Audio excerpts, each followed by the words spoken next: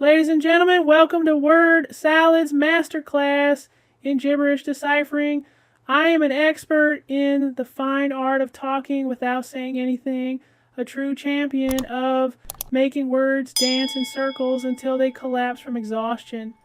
But today, I face a challenge worthy of my expertise. Jordan Peterson and Russell Brand, the Olympic gold medalists of word salad, the Shakespearean poets of rambling nonsense, the Da Vinci's of verbal labyrinths. They have spent years perfecting the ability to speak in mystical riddles that sound important but mean absolutely nothing. But fear not. I, Word Salad, the king of unintelligible babble, shall decipher their cryptic nonsense with ease. Prepare yourselves for the ultimate translation of gibberish into plain English. I think your comments about, Elon, let's say, as a globalist force that isn't exactly akin to the previous globalist force. It's like, well, maybe we've tried to distinguish this technically in our discussions at ARC. Okay, so here's some principles. Tell me what you think about them. So, first, Jordan's basically saying Elon Musk is a big deal around the world, a globalist force, but different from all the old bigwigs who came before. He's got some fancy principles he wants to share that he's been cooking up with his pals at ARC. Elon is a super important person in the world, and Dr. Jordan wants to talk about new ideas he made with friends. Policy that requires force and fear is indicative of, it's at least suboptimal and it's probably tyrannical. So that one of the ways you determine whether a policy is acceptable is whether or not it's invitational. Right? And so it'd be like, I make you an offer, and hopefully you're on board voluntarily, which would make you a much more efficient participant as well. And even if you're not fully enthusiastic about it, you can't think of a better alternative that you would lay claim to, right? So it's like, you can imagine if we're going to negotiate reasonably, we might say, well, we're going to be duty-bound to accept the best offer we can conceive of, right? I mean, hopefully it'll be one that also fills you with enthusiasm, but in the absence of that, at least you won't be able to think of a better alternative. So no power, no force, no fear, right? That's it. Off we go. Whoa, so many words. Here's the gist. Using fear and force to make rules is a bad idea. Jordan calls that tyrannical. Instead, rules should be invitational, like, well, hey, want to join in instead of do this or else. People should choose the best plan they can all agree on, even if it's not perfect, as long as they can't think of something better. Don't bully people into following rules. It's nicer to invite them to join the plan. Pick the best idea together and do that. See? Easy peasy. No big fancy talk required. And the other thing that we've toyed with, let's say, or played with, is the idea that not only does the vision of the future have to be invitational, there has to be an element of play about it, because I study play fairly deeply neurophysiologically, and play is a really interesting motivational state because it's very fragile.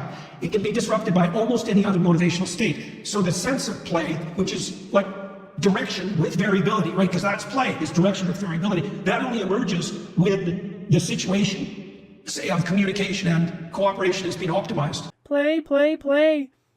Jordan's all about it. He's saying we shouldn't just invite people to join a plan. We should make it fun, like play.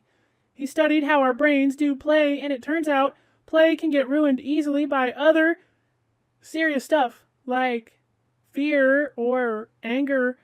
Play is a sign that people are happily working together. So if you see folks genuinely playing, it means things are going well.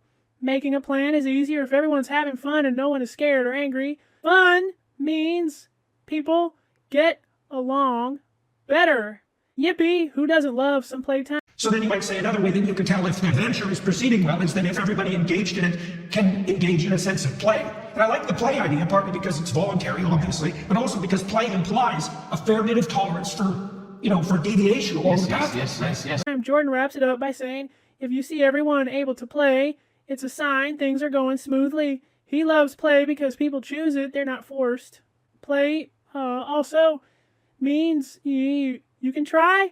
You can try different things without freaking out. There's room for mistakes or changes.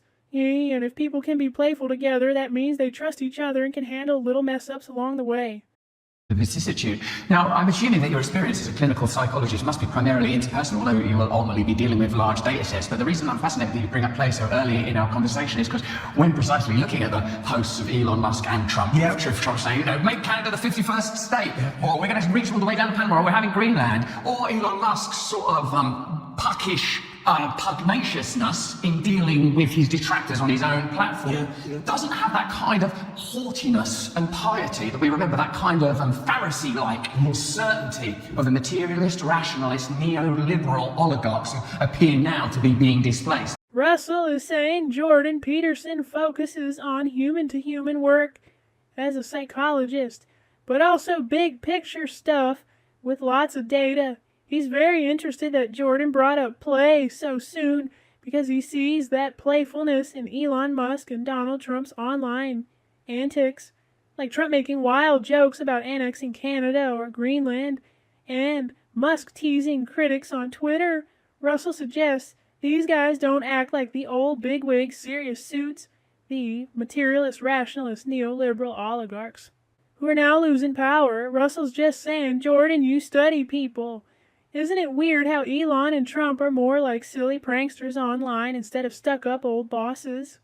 This play, though, I wonder, Jordan, and this is not an assertion that I make with regard to the previous listed individuals. I know our audience when it comes to Trump and Musk and stuff, but isn't there mischief and play in the demonic also? Now, like the reason I like play, one, I'm a comedian, one, I enjoy liminal spaces, and I enjoy the uncertainty that's a prerequisite of play. The true spirit of pioneering discovery that is encompassed within play. And I enjoy, actually, in fact, perhaps much of the Trump phenomenon is this politician isn't talking like other politicians. Way back 2015 with Hillary Clinton, because he'd be in jail. Yeah. That moment, it's like, people don't say that. Yeah. Like they're up against the sort of school mom, sort of, the sort of bluster and haughtiness. Have you come to Boom, Russell wonders if playful mischief can also be demonic or bad. He likes being playful because he's a comedian who loves dancing on the edge of what's normal. He thinks part of Trump's appeal was that he talked like no other politician, saying shock value things, like telling Hillary Clinton she'd be in jail. Russell is basically saying, hey, being silly can be awesome, but it can also be bad. People like Trump because he wasn't born. He said wild stuff. Easy, right? Like, sort of the English have bequeathed to the world abundantly that kind of sort of Victorian certainty glance thee not at the piano leg in case you feel the tumescent stirring in the loins. Total lack of joy in play. Now, isn't it interesting to see that tool of play wielded now by the truly powerful, by Trump and Musk? It'll be interesting because, the detractors continue. Like, you might see a late night talk show host saying, see, I told you, they're going to take over Canada. Yeah. What's Elon Musk doing meddling in British politics? Whoa, that was a mouthful. Russell's poking fun at the old Victorian style that was super stiff and serious. He says now the really powerful folks like Trump and Musk are using humor and mischief as a weapon. People who dislike them keep shouting, look at these guys trying to take over everything. Back in the old days, powerful people acted all serious, but now big shots like Trump and Musk use jokes and teasing, and that freaks some people out.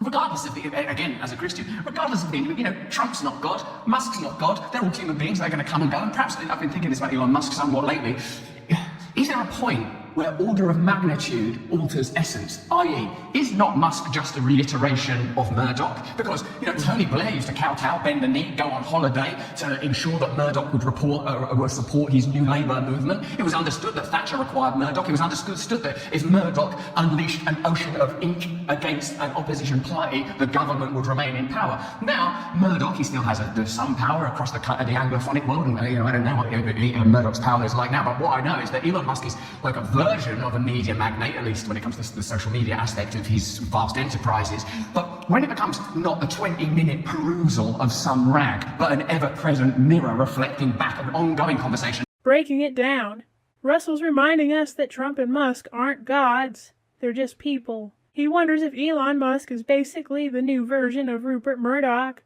another hugely influential media giant who can make or break governments. Instead of newspapers, an ocean of ink.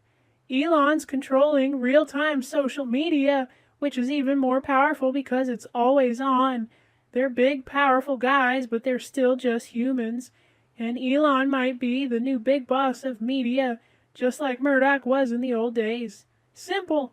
The ability to maneuver and censor that, as well as the manner in which he's conducting that conversation. Again, not the sort of what would appear to be, perhaps I'm being naive, the economically led kind of, I imagine, Dow Jones watching sort of traditional entrenched mentality of Digger, for that was the nickname, wasn't it, of Murdoch. You now see this sort of, well, perhaps again it's the technology that leads, because the technology now, diffuse cybernetics, instantaneous systems taking place in the present. Because our systems for understanding God were mechanical in the industrial age. They were agricultural at the advent of that significant seismic shift in our kind's Weltanschauung. So now that we have this instantaneous, omnipresent potentiality, maybe everything's changing. So in short, what I'm saying is what's happening now entirely unique because it is temporal, because of the temporal component, because of this instantaneous immersive ability to alter conversation. Maybe it no longer is even paradigmatically the same thing. Hold on to your salad tongs. He's comparing old school media like Murdoch's newspapers to new technology, fast global internet. Back in the day, society explained big concepts like God or the world using metaphors of the current tech, like machines in the industrial age. Now we have instant communication, so everything might be shifting way faster. He wonders if this brand new real-time media environment changes the rules completely. Maybe we're in a totally different world now. Russell says that the internet is super fast and everywhere, so the old ways of controlling news might not work anymore. Now everything can change in an instant. That's it. Fancy words, but simple idea. Well, I just did an interview with Pierre Poilievre, who's going to be the next Prime Minister of Canada in all likelihood, and he chose to speak with me in depth instead of talking to the legacy media, let's say. And it was actually rather comical from my perspective, because all the legacy media outlets in Canada had to play catch-up, which I contemplated with some degree of, inappropriate satisfaction. But Jordan's saying he interviewed Pierre Poilievre, who he thinks will become Canada's next Prime Minister. Poilievre decided to chat with Jordan instead of traditional legacy media like big TV networks. Jordan found it pretty funny to watch those old school media folks scramble to cover it afterward. The big newspapers and TV channels got left behind, and Jordan secretly enjoyed watching them freak out.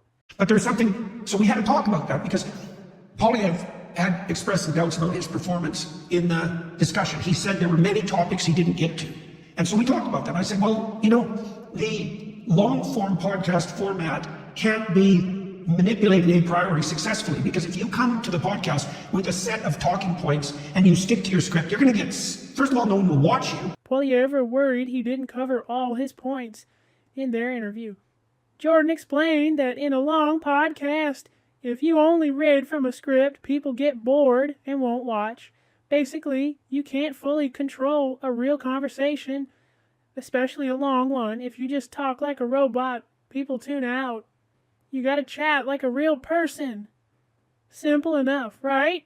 And I've seen this with political figures. This isn't a guess. I know this is the case. No one will watch you, and all the comments will be negative. You have to come there knowing where you stand, but ready to follow the thread of the conversation wherever it goes. And to do that, you have to sacrifice the pre-planning.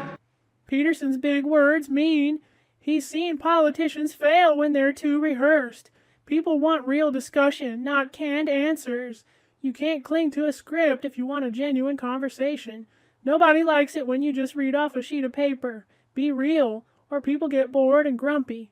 Next. Okay, so then we might look into that more deeply, and we might say, well, now that video is predominating, let's say, over the written word, that means that might mean the reemergence of something like spontaneity over propaganda. Like, that could be the case, because the new media forms do prioritize spontaneity instead of preparation. Now, you can see that as a technological shift. Back when bandwidth was staggeringly expensive and every second on broadcast media cost a fortune, you could imagine that risk minimization was the name of the game, and that every second had to be controlled. But that restriction is no longer present, even at all. Wow, that was a mouthful. Video rules the internet now, so Jordan thinks it encourages more off-the-cuff chatting, spontaneity, rather than carefully packaged propaganda. Before, TV time was super expensive, so everything was scripted to avoid costly mistakes. Now, online video is cheap and anyone can go live, so people can just talk freely. In old TV days, you had to rehearse because it cost big bucks. Now with YouTube and podcasts, you can just press record and go. Much simpler, no? And so what that should mean, what that might mean, and that's what you're referring to, is that an entirely new form of political discourse might emerge, and that people who are capable of generating a certain degree of perspicacity and wisdom spontaneously are going to be prioritized over those who have a bent towards incentivized or instrumental manipulation. I mean, Polyev could do that, right? He had a conversation with me. He got no questions ahead of time, none. And he was willing to go along with that. But it is really a completely different way of.